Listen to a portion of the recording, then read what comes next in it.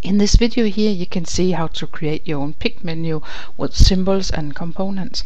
It's part of the series with the house installation, but the video can be used for all types of projects. You can make your own pick menus, and this is the way you do it. Go to one of the existing pick menus and right click and create new menu. This will create a new menu, and it's simply got the next number in the sequence here. If you don't like that name, you can double click the name and just write a new title, or you can go up here, right click and go to properties, and here you can give it a new title. What you can also do in this window here is that you can give it a new height, or you can go in and adjust the number of fixed cells, and in this one I've got 3 fixed cells and leave it with that, don't make any more. And now you have a pick menu in which you can place your own symbols. If you want to place the symbols, I will recommend you that you right click and select place symbol. Place a symbol, and you can go to the your symbol menu and select one of the symbols here. Select, double click, and this is the way that you place your symbols in the menu here.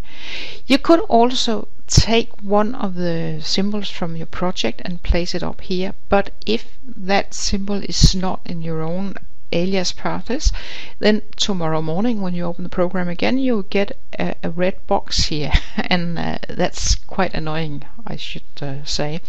So instead, go and do it this way, because in this way you make sure that and be sure that you use the aliases, that your computer can see the symbols that you select.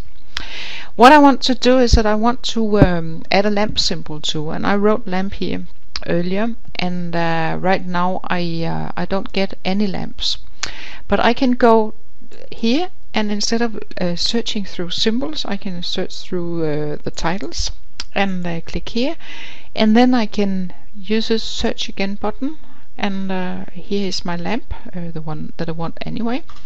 Or I could take this one, meaning that my symbol has lamp, the word lamp in its title. So this is the way to look up symbols in your symbol menu. Again, double click here to select the lamp.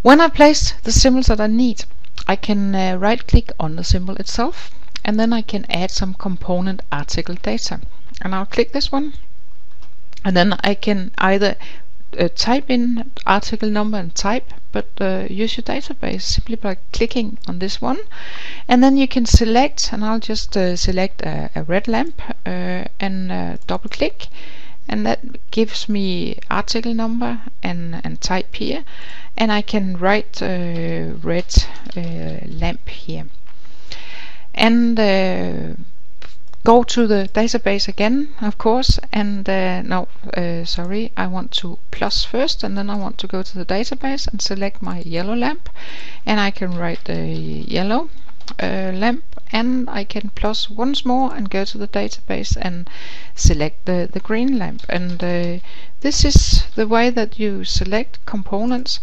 And you can see now that I have a small triangle at the bottom here, and it says red lamp, yellow lamp, green lamp. This is exactly the way that you place your components in the database, and not just the symbols. When I'm on a page like that, like this one, and I think it makes more sense to go to this pick menu here, I could also right click on one of the symbols here, and then I have this menu here called elevation. And elevation, I showed you how to use it in the former video. I can simply type in that this component that I'm going to select later will be elevated to 1.1 meter, and simply type in the elevation factor and click OK, and then when you go to this one, I will have it here. So now it's in 1.1. Yeah, now it's here. So 1.1 meter, and you simply type it in. And that's one of the options that you have when you're on a mechanical or ground plan page. So that's what you could do here. Other things that I can do is that apart from adding symbols, I can place a line, and if I place a line I get this dialog here which asks me whether I want to place a line with the current settings, and the current settings are a straight line. It's a line like this. It's got this width, it's got this color, and it's conducting.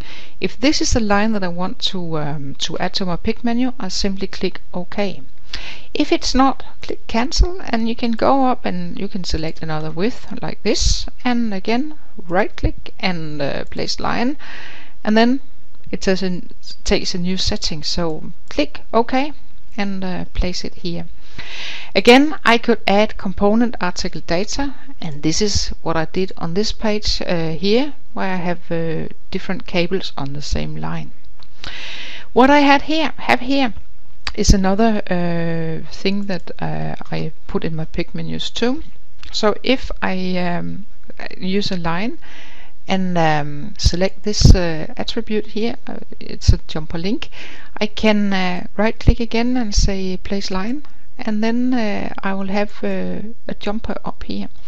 And because I selected the black color, it'll have a black dot here. If I wanted to make my my jumpers with a red line, I could go up and place a red jumper line in my pick menu. The last thing that I want to place in the pick menu here is a text. It's not a text as such, but it's a text setting, a text formatting. So if I go up here, I could also select place text. I cannot see the text, so because I'm asked again whether I want to place a text with the current settings.